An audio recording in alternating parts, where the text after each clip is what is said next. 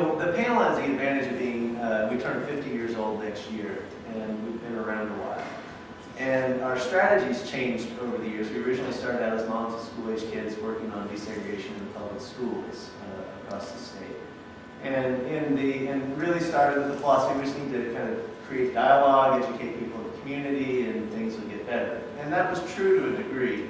And in the 70s and 80s really became more of a policy-focused group. And we're issuing reports on the state's tax system, the state's welfare system, the environment.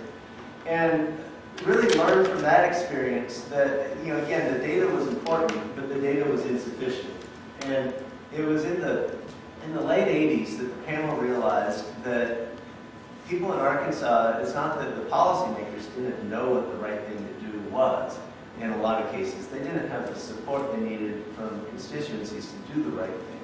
We hear it all the time, we still hear all the time, unfortunately, from legislators, I really agree with your issue, but I'm just not hearing about it from anybody in my district. And yeah, that's exactly what we hear. And so our strategy really shifted to relying on other groups like advocates to carry the most of the water on the policy and the data side, and to focus much more heavily on getting more people involved at the grassroots level. And we've seen incredible results from that. We've passed legislation through our coalition of 54 groups on everything from you can vote on Saturdays in Arkansas, thanks to the Citizens First Congress's work.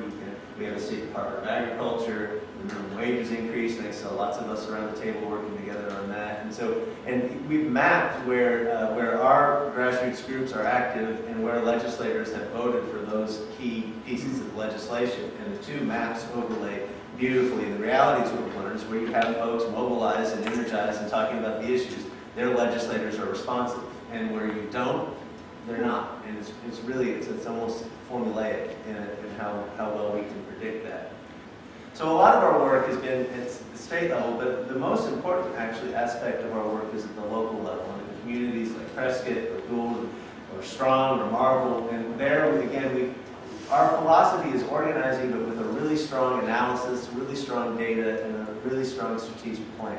And so Advocates for Children and Families has helped provide data on how schools perform. We've done training on how the school is structured, how the school budget is done, how politics works. And so parents that we've organized in those communities have had major impacts on changing the way that the NSLA money is spent locally, because there's all kinds of local control in that, in terms of getting school board candidates to be much more accountable. I'll tell you a real brief story. In Strong, Arkansas, 3 years ago, our group held the first ever, in anyone's memory, a candidate forum for school board. And it was sad, to be honest, for lots of reasons. But the most striking is that the school board candidates themselves, some of them have been on the school board for 20 years, couldn't tell you what the role of the school board member was. Couldn't tell you what the right relationship between them and the superintendent. Well, I'm supposed to do whatever the superintendent tells me to do, which is not correct. And really didn't have any idea about a lot of the school policies. Didn't know what NSLA funding was, didn't realize that they had a disproportionate discipline problem in their school, et cetera, et cetera. Pretty ignorant, frankly, of what was going on in their own district. And so this past September, we held another candidate forum in Strong, where parents have been going to every single school board meeting for the past 2 years, and have been taking reports to those school board members and pressuring them to spend the NSLA funding more effectively. Those school board members knew exactly what their role was. They knew exactly what the role of the superintendent was. They knew exactly how much NSLA funding they had, how it was being spent. They were much more responsive to the community. And that's really a direct result of those parents being at their meetings literally monthly and armed with the information that our organizers and our partners were able to arm them with. And it's just a whole new level of accountability in those places. The real key to turning around struggling with schools and a lot of other policy issues is the sustained engagement of community folks who can hold those leaders accountable and who are armed with the information to make their own decisions about what needs to change in those districts. And to us, that's what sustainable change looks like. That's what it means. And we've seen it work. The last story I'll leave you with is when we first started working on the achievement gap in 2003. We couldn't even get the legislature to hold a hearing on it. And their theory was with the Lakeview court case, and even our ally, and we do have some allies in the legislature, and even our allies wouldn't have hold hearings on it. And Their theory was that the Attorney General had told them that if you hold a hearing on the achievement gap and determine that you're not doing enough about it, then the court may hold you liable for doing whatever it is you determine you aren't. So therefore, don't talk about it. Brilliant solution, right? This is public policy at its best. And so we kept trying to find a champion who would hold a hearing about it.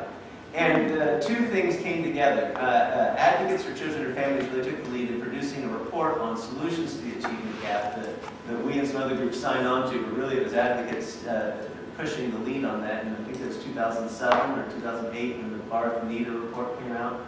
And again, showed in hard data there are solutions, because that's one of the arguments as well, that those kids are sort of going to learn. So there are solutions. And the other was our group in Gould, Arkansas, had a new relationship with their state legislator who happened to be on the education committee. And they went to him and said, will you hold the hearing? And he was more than willing to tell us in Little Rock no, because we can't vote for him. But when a room full of his own constituents were asking him to hold his hearing, lo and behold, we had our first ever hearing in Arkansas on the achievement gap, and we've moved significant policy, and a lot more to go, but we've moved significant policy as a result. So we really see the interconnection between the local organizing and the state policy change is deeply